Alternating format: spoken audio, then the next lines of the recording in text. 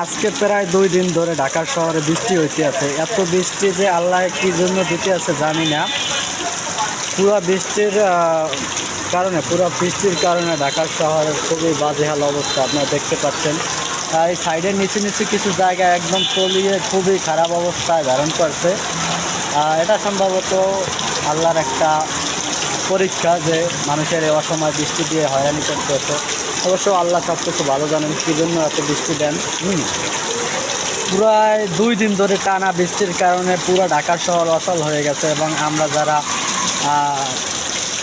বাহিরে জব সব করি প্লাস মার্কেটিংয়ে যারা চাকরি বাকরি করে তাদের জন্য খুবই বাজে একটা সিচুয়েশন ক্রিয়েট করতে আসছে এই বৃষ্টিতে।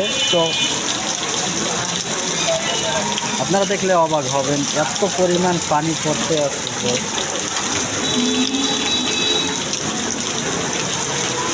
খুব বাজে অবস্থা, ছাতি দিয়ে কোনোভাবে মেনটেনেন্স করা যাচ্ছে না।